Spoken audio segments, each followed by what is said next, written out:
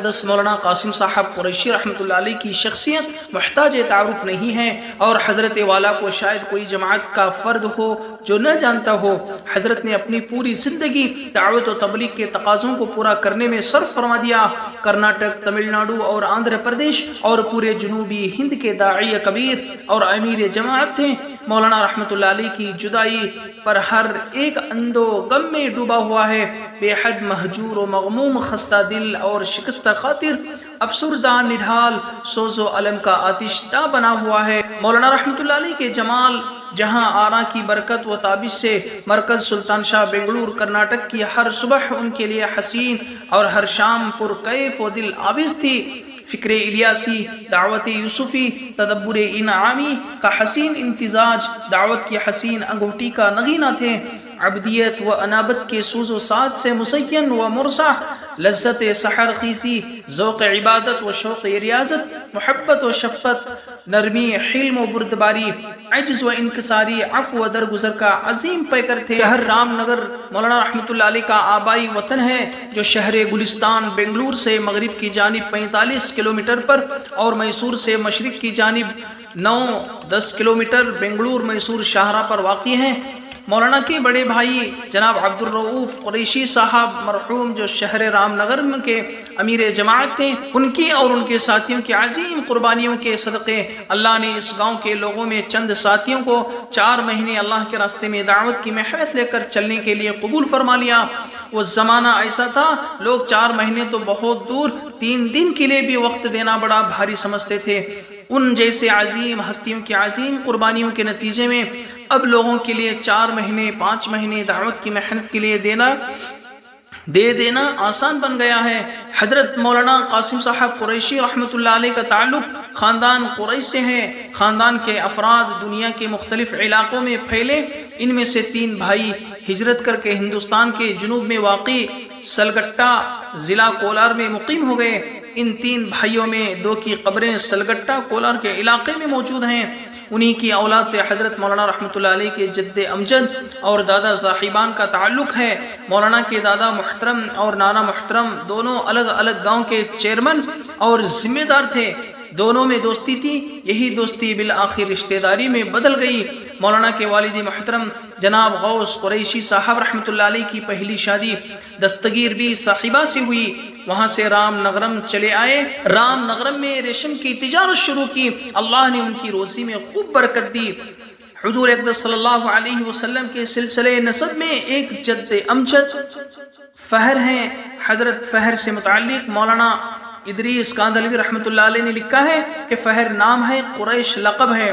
بعض کہتے ہیں کہ قریش نام ہے اور فہر لقب ہے، انہی کی اولاد کو قریش کہتے ہیں۔ حضرت مولانا قاسم صاحب قریشی رحمۃ اللہ علیہ کی پیدائش ملک کی آزادی سے 1 سال پہلے رام نگرم میں بتاریخ 25 مارچ 1946 میں ہوئی۔ مولانا کے والد محترم جناب محمد غوث قریشی صاحب مرحوم تھے اور والدہ محترمہ دستگیر بی صاحبہ مرحومہ تھی۔ والد محترم محمد غوث قریشی مرحوم نے 2 شادیاں کی۔ مولانا بڑی اہلیہ دستگیر بی صاحبہ کے سب سے چھوٹے صاحبزادے تھے۔ مولانا سمیت کل بھائی بہن 10 ہیں۔ تلک عشرۃ کاملہ۔ مولانا سے بڑے 2 بھائی عبد الرؤوف قریشی صاحب، دوسرے منیر قریشی صاحب مرحوم، اور 1 بڑی بہن تھی، اور دوسری والدہ سے 6 اولادیں ہیں، جن میں 5 بہنیں اور 1 بھائی جناب عبد الرحیم قریشی صاحب ہیں۔ والدہ مرحومہ کے انتقال کے وقت حضرت کی عمر صرف 8 مہینے کی تھی۔ مولانا بچپن ہی میں ماں کے پیار اور شفقتوں سے محروم ہو گئے۔ والدہ مرحومہ کے انتقال کے بعد دادی ماں صاحبہ اور پھوپھی صاحبہ نے مولانا کی پرورش اور تربیت کی۔ اگرچہ مولانا کے والد نے اپنے معصوم بچوں کی پرورش کے لیے دوسرا نکاح بھی کر لیا تھا۔ مولانا میں جب کچھ شعور پیدا ہوا تو مولانا رحمۃ اللہ علیہ کے والد نے رام نگرم کے پرائمری اسکول میں داخل کروا دیا۔ جب پرائمری تعلیم مکمل کو پہنچی تو ہائی اسکول میں داخل کروا دیا۔ ہائی اسکول میں 9ویں جماعت پاس کر کے SSLC میں داخلہ لیا۔ اسلام کی تعلیم کے ساتھ ساتھ عربی، ناظرہ، قرآن مجید کی تعلیم بھی مکمل کر لی۔ بڑے بھائی حاجی عبد الرؤوف صاحب قریشی مرحوم امیر جماعت رام نگرم اپنے چہیتے بھائی کی پوری زندگی اللہ کے لیے مصروف کر دینے کی چاہت رکھتے تھے۔ اس کے لیے انہوں نے مرکز نظام الدین کے کاشف العلوم کا انتخاب کیا اور اپنی ذمہ داری میں وہاں داخلہ کروا دیا۔ مولانا جو بچپن ہی میں جبکہ آپ کی عمر 8 ماہ کی تھی، ماں کی شفقت و پیار سے محروم ہو گئے تھے، اب کچھ شعور آیا تو علم دین کے خاطر باپ کی نظروں سے بھی دور ہو گئے۔ والدہ مرحوم جناب غوث قریشی صاحب اس فرقت کو کب گوارا کر سکتے تھے؟ مایوسی کے عالم میں اپنے بڑے فرزند سے ناراض ہو گئے۔ باپ کی ناراضگی سے بچنے کے لیے مولانا کے بڑے بھائی حاجی عبدالرؤف قریشی صاحب مرحوم امیر جماعت والد محترم کے سامنے نہیں آتے تھے اور چھپے رہنے ہی میں اپنے عافیت سمجھتے تھے۔ حضرت کی مدرسے کی تعلیم 1961 میں جبکہ مولانا رحمۃ اللہ علیہ کی عمر 16 سال کی تھی، رام نگرم سے بنگلہ والی مسجد اور مدرسے کاشف العلوم کے دامن تربیت و سلوک سے منسلک کر دیا تو وہ اس جگہ پہنچ گئے جہاں اپنے خاص ذوق و مناسبت سے انہیں ہونا ہی چاہیے تھا۔ دعوت و ارشاد سے امت کی خیر خواہی کا درس بھی لیا اور دین و ایمان کی خاطر زندگی کھپا دینے کا جذبہ صادق بھی حاصل کیا۔ وہاں کے نورانی و مجاہدانہ ماحول میں رہ کر تعلیم حاصل فرماتے رہے۔ مسلسل 8 سال تک مدرسے میں رہ کر درس نظامی مکمل تعلیم حاصل کی۔ قرآن، حدیث، فقہ، منطق، ادب، بلاغت، فلسفہ، عربی، اردو اور فارسی علوم میں کمال حاصل کیا۔ مولانا رحمۃ اللہ علیہ مکمل یکسوئی اور انہماک سے تحصیل علم میں مشغول رہتے تھے۔ بڑے ذہین محنتی طالب علم، اپنی کتاب، اپنا قلم اور استاد کا درس ہمیشہ سامنے رہتا تھا۔ فضول چیزوں میں پڑھنا یا فضول کوئی بھی مشغول ہونے سے بہت دور تھے۔ ہر سبق کو انہوں نے باقاعدہ لکھا ہوا رہتا تھا۔ مولانا کے فرزند مفتی حسین قریشی صاحب اس کو اپنے پاس محفوظ رکھتے ہیں۔ حضرت مولانا رحمۃ اللہ علیہ کا اپنے اساتذہ سے گہرا تعلق، عقیدت، محبت اور خدمت ان کی کرتے رہے۔ اللہ نے مولانا کو ان عظیم نعمتوں سے بہراور فرمایا تھا۔ وہ اپنے اساتذہ کے منظور نظر تھے۔ ایوب خان افضل صاحب رام نگرم مقیم جدہ دامت برکاتہم نے لکھا ہے کہ مولانا یعقوب صاحب جو مولانا کے استادوں میں سے ہیں، باحیات مرکز میں موجود تھے۔ انہوں نے ایک مرتبہ مجھ سے فرمایا، اگر اللہ مجھ سے پوچھیں کہ کیا کر کے لائے ہو تو میں مولانا کو پیش کر دوں گا۔ مولانا رحمۃ اللہ علیہ کی شخصیت بھی کچھ ایسی ہی دلچسپ تھی۔ خدمت، اطاعت، حسن اخلاق سے آراستہ تھے۔ حضرت جی ثانی رحمۃ اللہ علیہ کی خدمت، مولانا نے تعلیم کے ساتھ ساتھ خدمت میں بھی خوب حصہ لیا۔ ایک موقع پر اپنے فرزند مفتی سعید صاحب قریشی کو بتایا کہ حضرت جی مولانا یوسف صاحب رحمۃ اللہ علیہ کی خدمت میں بار بار جایا کرتا تھا، اگرچہ حضرت جی کے پاس ہمارے اسباق نہیں ہوتے تھے کیونکہ حضرت جی بڑی جماعتوں کو پڑھاتے تھے اور میں ابتدائی جماعت کا طالب علم تھا۔ حضرت جی رحمۃ اللہ علیہ نے مجھے تہجد کے لیے بیدار کرانے اور چائے پلانے کی ذمہ داری دی تھی۔ ایک دن میں نے حضرت جی رحمۃ اللہ علیہ کو وقت سے پہلے ہی جگا دیا تو حضرت جی رحمۃ اللہ علیہ نے کہا کہ ابھی تو وقت تھا، اتنی جلدی کی کیا ضرورت تھی؟ پھر حضرت جی وضو وغیرہ سے فارغ ہوئے اور اپنی عبادت میں مشغول ہو گئے۔ حضرت مولانا قاسم صاحب قریشی رحمۃ اللہ علیہ کے اساتذہ، حضرت مولانا یعقوب صاحب رحمۃ اللہ علیہ، حضرت مولانا اظہار الحسن صاحب رحمۃ اللہ علیہ اور حضرت مولانا عبید اللہ بلیاوی صاحب رحمۃ اللہ علیہ حضرت کے مایہ ناز اساتذہ میں سے ہیں۔ حضرت جی مولانا انعام الحسن صاحب رحمۃ اللہ علیہ سے بخاری شریف پڑھی۔ اس زمانے میں حضرت جی ثانی مولانا یوسف صاحب رحمۃ اللہ علیہ بھی پڑھایا کرتے تھے، مگر چونکہ مولانا کا داخلہ نچلی جماعت میں ہوا تھا تو اس لیے تعلیم ان کے پاس سے تو حاصل نہ کر سکے۔ طالب علمی میں مجاہدہ، طالب علمی کے زمانے میں مولانا کے بدن پر پھنسیاں آ گئیں اور جو مولانا کے لیے حد درجہ تکلیف دہ تھی، مگر مولانا نے علم دین کے حصول کے لیے اس کی کوئی پرواہ نہیں کی اور بیماری کے ساتھ تعلیم میں پوری استقامت کے ساتھ لگے رہے۔ مولانا عبد الجبار صاحب رحمۃ اللہ علیہ فرماتے تھے کہ شروع میں نظام الدین میں اللہ کے راستے میں آئے ہوئے مہمانوں کے لیے بیت الخلاء کا انتظام نہیں تھا۔ اس کی غلاظت جو ٹن کے ڈبوں میں بھر جاتی، رات کے اندھیرے میں طلباء سر پر لے جا کر دور جنگل میں ڈال کر آتے تھے۔ ہم نے بھی قریبی زمانے تک دیکھا ہے کہ طلباء کو موجود مہمانوں کی روٹی کے لیے آٹا جو تقریباً کئی بوریاں ہوتا ہے اپنے ہاتھوں سے گوندھ کر تنور والے کو دینا پڑتا تھا۔ اس طرح تعلیم کے دوران جماعتوں کی خدمت کی تربیت کرائی جاتی تھی۔ اس واقعے سے یہ بتانا مقصود ہے کہ نظام الدین بنگلہ والی مسجد کے مجاہدے اختیاری اور رضامندی سے ہوتے تھے۔ جو بھی وہاں پر چلا جاتا ہے وہ مجاہدوں اور قربانیوں کا عادی بن جانے کے ماحول سے وافر حصہ پا لیتا ہے۔ یہ اس کی عظیم خصوصیتوں میں سے ایک ہے۔ مولانا قاسم صاحب قریشی رحمۃ اللہ علیہ نے بھی وہاں کے ماحول سے کافی فائدہ اٹھایا اور پوری زندگی قربانیوں اور مجاہدوں کے نذر کر دی اور راحتوں اور آسائشوں کو اپنے پاس پھڑکنے بھی نہ دیتے تھے۔ مولانا رحمۃ اللہ علیہ کے درسی ساتھی، مولانا کے ہم جماعت ساتھیوں میں مولانا یوسف صاحب سلونی مقیم مرکز، مولانا چراغ الدین صاحب راجستانی، یہ دونوں مولانا کی طرح اپنے اپنے علاقوں میں دعوت کے بڑے ذمہ داروں میں ہیں۔ مولانا رحمۃ اللہ علیہ کی فراغت سن عیسوی 1959، 24 سال کی عمر میں مولانا رحمۃ اللہ علیہ کی عالمیت سے فراغت ہوئی۔ مکمل 8 سال کاشف العلوم کے مجاہدانہ تبلیغی و تعلیمی ماحول میں صرف ہوئے۔ مولانا رحمۃ اللہ علیہ نے بہت ساری تحریرات سبق سے ہٹ کر بھی لکھی تھی، جس میں مختلف موضوعات پر کام کیا تھا۔ آیات قرآنی کی تشریحات، احادیث سے استنباط اور ہر موضوع پر کئی صفحے لکھے ہوئے تھے۔ افسوس کہ گھر کی مرمت میں وہ کاپیاں بھی ضائع ہوئی۔ حضرت مولانا رحمۃ اللہ علیہ کی سال کی جماعت مولانا کی تعلیم فراغت کے بعد سال لگانے کے لیے سعودی عرب اور دیگر عرب ملکوں کا سفر ہوا۔ سال سے زیادہ وقت لگا کر واپس ہوئے۔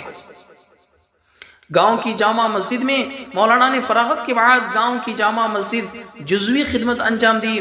ایک مرتبہ کا واقعہ ہے کہ اس مسجد میں فضائل اعمال کی تعلیم کی تو ایک صاحب غصے سے بے قابو ہو کر کتاب کو لات مارا، جس کی پاداش میں چند ہی مہینے میں ان کے انگوٹھے میں زخم ہوا اور پیر کو کاٹ دیا گیا۔ اس طرح کی بے جا مخالفت سے مولانا نے چند ساتھیوں کو لے کر مسجد انصار کی بنیاد رکھی، جس میں جماعت کے ہر کام کے لیے پوری آزادی تھی۔ مولانا رحمۃ اللہ علیہ کی شادی جب سال پورا ہو گیا تو اپنے اساتذہ کی خدمت میں مرکز نظام الدین نئی دہلی پہنچے، پھر اپنے مقام رام نگرم واپس ہوئے تو حضرت مولانا کے نکاح کی تحریک شروع ہوئی۔ یہ تحریک شروع کرنے والی خاتون حضرت مولانا رحمۃ اللہ علیہ کی خوش دامن صاحبہ مہر النساء آپا تھیں، جو RT اور محبوب اللہ شریف صاحب کی اہلیہ محترمہ تھیں۔ بچپن ہی سے دینی ذوق پایا تھا، اجتماعات میں وہ شریک ہوتی رہیں، دل میں دعوت کے کام کی عظمت پیدا ہوتی رہی۔ نکاح کے بعد وہ اپنے شوہر RTO محبوب اللہ شریف صاحب کو دعوت کے کام میں جوڑ لیا اور یہ چاہتی تھی کہ ان کی صاحبزادی کا نکاح کسی مولانا سے ہو۔ حضرت مولانا کی واپسی کے بعد ان کو پتہ چلا تو انہوں نے اپنے شوہر RTO شریف صاحب کو، جو ان دنوں دھارواڑ میں RTO آفیسر تھے، بنگلور روانہ کیا۔ وہ بنگلور میں حاجی عبد الرزاق صاحب مرحوم اور مرحوم عبد المالک صاحب سے رجوع ہوئے۔ ان دونوں نے شریف صاحب کو رام نگرم روانہ کیا۔ شریف صاحب کو مولانا کا حلیہ، عادات، اخلاق، تواضع اور حسن سیرت و صورت بہت پسند آیا۔ رشتہ طے ہو گیا، مگر RTO شریف صاحب کے رشتہ داروں نے آسمان سر پر اٹھا لیا کہ وہ اپنی لڑکی ایک عالم کو دے رہے ہیں۔ میاں بیوی آپس میں بات چیت بھی ہوئی، مگر خوش دامن صاحبہ کی استقامت پر خسر صاحب نے بھی حامی بھر لی۔ مجلس نکاح میں اساتین امت، نکاح کی بابرکت مجلس ہوئی اور ساتھ میں اکابرین کی موجودگی ہو تو پھر اس کی نورانیت اور برکت کا کیا کہنا۔ امیر شریعت اول حضرت مولانا علامہ ابو سعود صاحب رحمۃ اللہ علیہ محتمیم دارالعلوم سبیل الرشاد نے مسجد کمہار پیٹ میں نکاح پڑھایا۔ نکاح کی تاریخ 6 اگست سن عیسوی 1971 تھی۔ نثار حضرت نے نکاح سے متعلق مختصر بیان کیا۔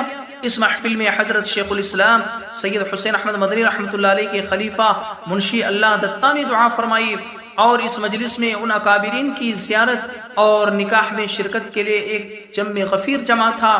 شادی کے بعد پھر آپ نے پورا 1 سال عالم عرب میں دعوت و تبلیغ محنتوں میں صرف فرما دیا۔ واضح رہے کہ اس سے پہلے فراغت کے فوری بعد مکمل 1 سال دعوت و تبلیغ میں صرف فرما چکے تھے۔ مولانا رحمۃ اللہ علیہ کی خسر صاحب کی اولاد، جیسا کہ پہلے گزر چکا کہ مولانا رحمۃ اللہ علیہ کی خوش دامن صاحبہ دعوت کے کام سے ماؤس تھی اور اپنی لڑکی کا نکاح بھی ایک عالم دین سے کیا۔ اس کے علاوہ ان کی اور 3 لڑکیاں اور 9 لڑکے تھے۔ مولانا رحمۃ اللہ علیہ کا پہلا اور دوسرا حج۔ مولانا رحمۃ اللہ علیہ اپنی زندگی میں کئی حج اور عمرے فرمائے ہیں۔ सन ईस्वी 1973 में मौलाना का अरब ममालिक मुल्क शाम सऊदी अरब के इलाकों में दावत की निस्बत से पूरा 1 साल का वक्त लगाया। सबसे पहले अपनी ज़िंदगी का पहला हज किया, फिर दावत की मेहनत करते रहे, फिर जब वापस हुए तो दूसरा हज अदा किया। दूसरे हज के मौके पर अपनी अहलिया मुहतरमा को भी हज के लिए हिंदुस्तान से बुला लिया। मौलाना का घर का माहौल शरीफ साहिबा की अहलिया मस्तूरात के काम की फिक्रमंद और मुतहर्रिक खातून थी। उसके नतीजे में उनकी दुख्तर भी यानी मौलाना की अहलिया भी मस्तूरात में काम की फिक्रमंद थी। घर का माहौल जब इस तरह था तो तमाम औलादें इसी रंग में रंग गए और दावत के तकाज़ों को पूरा करना अपनी ज़िंदगी का अव्वलीन फरीज़ा समझते थे। मौलाना के इंतकाल के वक्त पर भी 2 साहबजादे और 1 दामाद 5 महीने की जमात में अफ्रीका मॉरिश के इलाके में एक जमात लेकर चल रहे थे। मौलाना रहमतुल्लाह अलैह का मुजाहिदा शुरू में मौलाना रहमतुल्लाह अलैह को रोज़ाना रामनगरम से बेंगलुरु आना पड़ता था। कभी बस से आते तो कभी ट्रेन से। बेंगलुरु में मरकज़ कुम्हारपेट में क़याम करते और वहाँ के तकाज़ों को पूरा करते रहते। अरबों की जमात आती तो मौलाना उनके अमीर बनाए जाते के साथ साथ अरबों के लिए तर्जुमे के भी जिम्मेदार थे। जनाब हाजी इरशाद साहब बयान करते हैं कि एक मरतबा फरमाने लगे कि मैं नया आया था, मेरे पास तिजारत का कोई ख़ास निज़ाम नहीं था, मगर दावत के नाम पर मैं अपने घर रामनगरम से चलता हुआ बाजू रेलवे स्टेशन में था। वहाँ 3 महीनों की पास लेकर रखी थी। चलता हुआ घर से आता और ट्रेन में सवार हो जाता, मैजेस्टिक में आकर बेंगलुरु उतरता, चलकर कुम्हारपेट आता, दावत के नाम पर दिन भर पड़ा रहता। अल्लाह कहीं से कुछ खिला देता तो खा लेता, वरना शाम को चलता हुआ मैं कुम्हारपेट से मैजेस्टिक रेलवे स्टेशन पहुंचकर ट्रेन में सवार होकर घर जाता और घर जाकर अल्लाह जो देता वो खा लिया करता था। इस तरह मौलाना ने बड़ी कुर्बानियों से इस काम को कर्नाटक में मजबूत किया। रामनगरम के एक साथी जनाब सलीम साहब ने बयान किया कि एक गांव में जमात अपना वक्त पूरा करके रवाना हुई और रेलवे स्टेशन के बाजू एक मस्जिद में क़याम कर लिया कि सुबह वहीं से रेल का सफ़र करना था। चुनांचे रात से पहले जमात इस मस्जिद को पहुंच गई और रात का खाना तैयार करके सब साथी खाने बैठ गए। एक बूढ़े मियाँ आए और पूछने लगे, कहाँ की जमात है? तो साथियों ने बताया कि रामनगरम की जमात है। तो बूढ़े मियाँ ने कहा कि तुम लोग यहाँ मज़े लेकर अंडे खा रहे हो, कासिम कुरैशी तो यहाँ पर डंडे खाया था। चुनांचे उन्होंने मौलाना पर पत्थर फेंके और बुरा भला कहा। तो मौलाना ने अपने साथियों को दलासा देते हुए कहा कि ये लोग इश्क़ रसूल में हमको मार रहे हैं और हम लोग इश्क़ रसूल में उनकी मार खा रहे हैं। मौलाना रहमतुल्लाह अलैह हर वक्त सेहतमंद व तंदुरुस्त नजर आते थे। आखिर वक्त तक भी मौलाना को देखने वाला कभी ये ख्याल नहीं कर सकता कि मौलाना बीमार हैं या कोई उज़्र है। बस इतना समझ सकता था कि मोटापा है। मौलाना को आराम किए बगैर आधा दिन बल्कि सारा दिन बैठे रहने की वजह से पीठ में तकलीफ होती थी। इलाज के सिलसिले में केरला गए तो पीठ का ऑपरेशन हुआ। इसी मौके पर मौलाना रहमतुल्लाह अलैह के बड़े भाई अब्दुल रऊफ कुरैशी साहब का इंतकाल हुआ। मौलाना अस्पताल में ज़ेरे इलाज रहने की वजह से जनाजे में शरीक न हो सके। आपका एक ऑपरेशन कोयम्बतूर के मशहूर हॉस्पिटल में भी हुआ था। उस वक्त डॉक्टरों ने आपको ज़्यादा लेटे रहने का भी मशवरा दिया था। मौलाना रहमतुल्लाह अलैह उस वक्त ज़ोहर की नमाज घर में पढ़कर हम लोगों से कहा, अगर मैं चलूँगा तो ये ज़ख्म खुल जाएंगे। मौलाना को डॉक्टरों ने हकीमों ने मशवरा दिया था कि आप बयानात न करें, सेहत का ख़ास ख्याल रखें। तो मौलाना के मशवरे को कबूल नहीं किया। वो अपने लिए वही उसवे सामने रखते थे जो हज़रत मौलाना इलियास साहब रहमतुल्लाह अलैह ने कहा था, तबलीग के लिए बोलकर मर जाना पसंद करता हूँ बनिस्बत उसके कि खामोश रहकर सेहत हासिल करूँ। अयूब खान अफजल साहब दामत बरकातुहू बयान करते हैं कि एक मरतबा मैंने मौलाना से अर्ज़ किया, मौलाना कुछ आराम भी करना चाहिए। इस पर मौलाना ने फरमाया, इस रास्ते की मौत के लिए चल रहे हैं, वो अब करीब है और तुम बैठने को कहते हो। फिर मैं खामोश हो गया और उस वक्त मौलाना अपनी मंजिल जन्नत में पहुंचकर आराम फरमा रहे हैं। मौलाना रहमतुल्लाह अलैह की आखिरी लम्हात जुमा के दिन असर के बाद मरकज़ सुल्तान शाह में मौलाना रहमतुल्लाह अलैह को देखने वालों ने अजीब अंदाज से पाया। मौलाना रहमतुल्लाह अलैह सुल्तान शाह मरकज़ से निकले, रास्ते में मौलाना को शदीद سردی لگنے لگی۔ مولانا کا معمول تھا کہ وہ عبدالرشید صاحب کی گاڑی سے آتے اور جاتے تھے اور عشاء کے بعد تک بھی مرکز میں رہتے، مگر اس دن مغرب کے وقت ہی مظہر بھائی کی سواری سے چلے گئے۔ راستے میں ڈرائیور صاحب سے کہا کہ سردی زیادہ لگ رہی ہے، کافی پینا ہے۔ ڈرائیور نے ایک ہوٹل کے پاس گاڑی روکی اور مولانا کے لیے جلدی سے کافی لائے۔ مولانا رحمۃ اللہ علیہ نے پیا اور دوسری کافی کا تقاضا کیا تو دوسری کافی حاصل کی گئی۔ اس کے پینے کے بعد استنجا کا تقاضا ہوا تو ڈرائیور سے کہا کہ استنجا کے لیے جانا ہے، قریبی جگہ پر جہاں سہولت ہو لے جائے۔ ڈرائیور صاحب بڑے سمجھدار تھے اور حضرت کے لیے سب سے بہترین جگہ استنجا کے لیے حضرت کا مکان تھا جو قریب ہی تھوڑے سے فاصلے پر موجود تھا۔ ڈرائیور صاحب تیزی سے سواری دوڑائی اور گھر پہنچ گئے۔ مفتی حسین قریشی صاحب نے گیٹ کھولا۔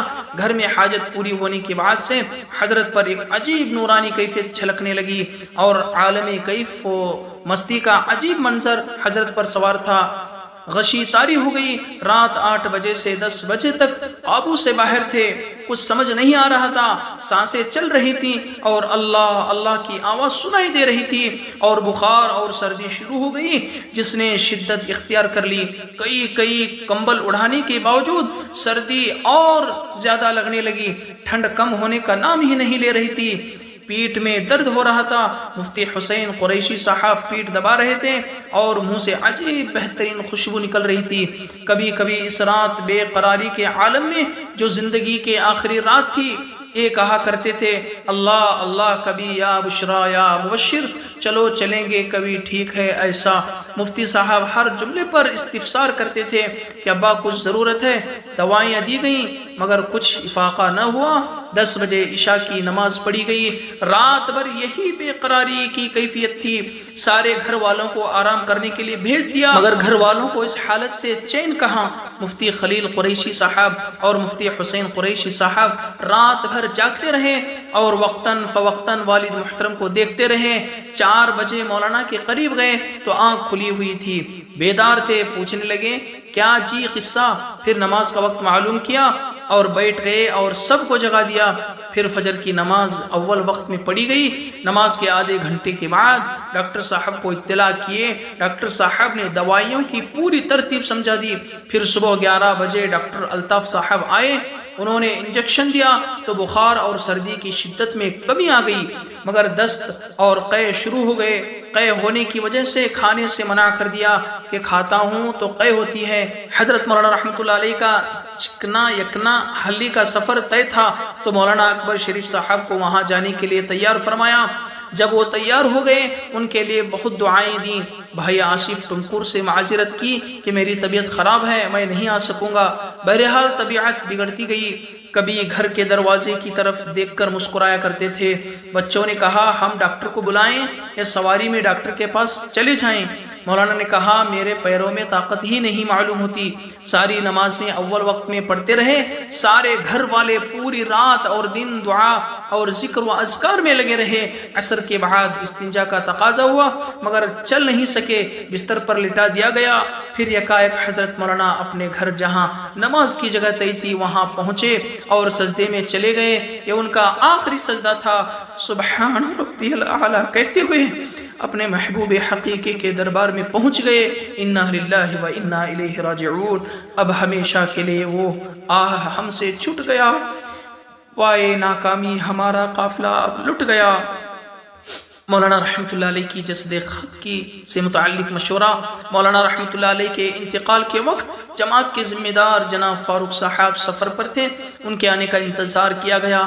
جب آ گئے تو مشورہ ہوا۔ مشورے میں مولانا کی تکفین و تدفین اور نماز جنازے سے متعلق حتمی فیصلہ لیا گیا اور خاندان کے احباب اور مستورات جو آخری دیدار کے خواہش مند تھے، مولانا جسد اطہر کے دیدار سے متعلق وقت طے کیا گیا اور رات تقریباً 4 بجے کے آس پاس غسل کی کارروائی مکمل ہوئی۔ غسل کے بعد عقیدت مندوں کے دیدار کے لیے نظام بنایا گیا اور نماز فجر تک لوگ چوک در چوک دیدار کرتے رہے۔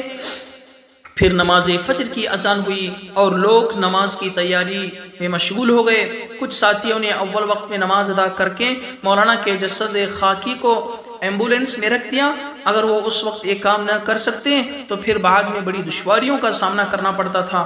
یہ ان ساتھیوں کی کمال دانشمندی تھی کہ اتنے بڑے ہجوم کو قابو میں رکھنے کی ایک بہترین تدبیر کی گئی۔ نماز سے فارغ ہو کر حضرت مولانا اکبر شریف صاحب دامت برکاتہم نے حضرت مولانا کی زندگی کے مختلف مراحل پر بصیرت افروز خطاب فرماتے رہے۔ اس کے بعد مفتی اسلم صاحب نے بھی حضرت والا کے کارناموں اور قربانیوں پر روشنی ڈالتے رہے۔ تو دوستو یہ تھی حضرت مولانا قریشی صاحب رحمۃ اللہ علیہ کی مختصر انداز میں پوری زندگی۔ تو دوستو حضرت مولانا رحمۃ اللہ علیہ کی ویڈیو آپ کو ضرور اچھی لگی ہوگی، ان کی زندگی کے حالات سن کر آپ کو بھی کچھ محسوس ہوا ہوگا۔